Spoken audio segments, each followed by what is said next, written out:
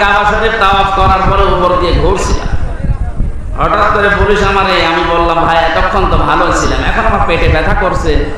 আমারে বলে ইয়া হাজি আল হজ্জা তাই না বিলাদুকা, হাজি দেশ কোথায়? যে তুমি বাংলাদেশ, বাংলাদেশ থেকে এসেছি। ওনার ভাষা দিয়ে আমারে বলছে আপনি জানেন না এটা কোন জায়গা? না তো। যে আবু জাহেলের বাড়ি, আপনি এখনো পায়খানা না করে দাঁড়িয়ে আছেন। তাড়াতাড়ি করে আরে আল্লাহ, পায়খানা করে দেখি আমার পেটের ব্যথা ভালো হয়ে গেছে। তার মানে এই বাড়িগুলো এখন ওই রকম অভিশপ্ত, ওখানে গেলে কিছু না করলে পেটের ব্যথা ভালো হবে না।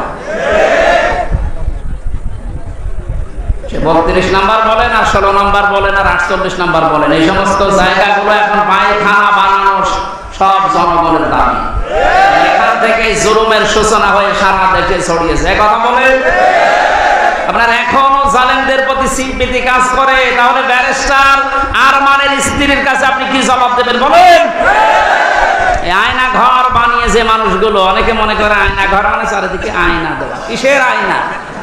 আমরা 10 দিনে কোনো আয়না কিছু পাইনি। এমন একটা ভয়ঙ্কর জায়গা। আমার আজমের স্ত্রী অন্য জায়গায় শেষ পর্যন্ত বিয়ে করে ফেলেছে গত বছর। কি জবাব দেবেন তার স্ত্রীর কাছে? এখন আপনি জালেমের পক্ষে কথা বলেন।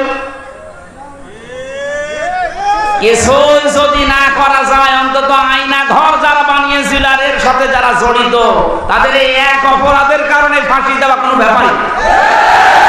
কত বড় জুলুম একটা! দুনিয়ায় বেঁচে থাকতেও জানে না যে আমি বেঁচে আছি কিনা। কখন জোহর হয়, কখন আসর হয়, কখন দিন হয়, রাত হয়, কিচ্ছু বোঝা যায় না। আপনি মানুষ এখনো পর্যন্ত বলে যে আমি কি করেছি যে আমি পালিয়ে যাব। কি করেছে সামনে? কি করেছি তোরে আমি নিয়ে ওই জায়গায় তো মাত্র খালি তো 8 বছর না, শুধু 8 দিন আটকিয়ে রাখবো, এমনি মরে যাবে। এই খেলা হবে যে লোকটা বলেছিল এই কাওয়ারে নিয়ে ওখানে আটকে শয়তান। এখনো পর্যন্ত বলে না কি করলাম যে আমাদের পদত্যাগ করা লাগবে। আপনি টের পাচ্ছেন? টের পাচ্ছেন? আপনি আয়না ঘরে চলেন, আমরা ডিবি অফিসে চলেন। আহ্বান জানাচ্ছে, এটা যেহেতু রেকর্ড হচ্ছে, বাংলাদেশে শুধু ওই ডিজিএফআই যে আর্মির নিচে ওই মাটির আয়না ঘর না, এই শুধু এই কাউন্টার টেররিজম এই ডিবি অফিসে না, বাংলাদেশের বহু জেলাতে এখনো গোপালগঞ্জ সহ অনেক জায়গায় আয়না ঘর আছে। এই জায়গায় এখন মনে হয় মানুষজন আছে, যদি খোঁজ নেওয়া যায় পাওয়া যাবে। যারা আছে তাদেরকে এই মুহূর্তে মুক্ত করার দাবি জানাচ্ছি। এর চাইতে মানবতা বিরোধী অপরাধ আর হয় না। আমাদের সম্মতি দান করুন। কোরআন প্রচার করতে গেলে গোপনকারী, আল্লাহর ভাষায় জালেম। আমরা জালেম হতে চাই? সুতরাং তেলাওয়াত কিন্তু একটা সামনে রেখে, যেহেতু তাফসীর লিখেছেন, হক আদায় করার একটু চেষ্টা চালাচ্ছি। সব বাদ দিয়ে দিলাম।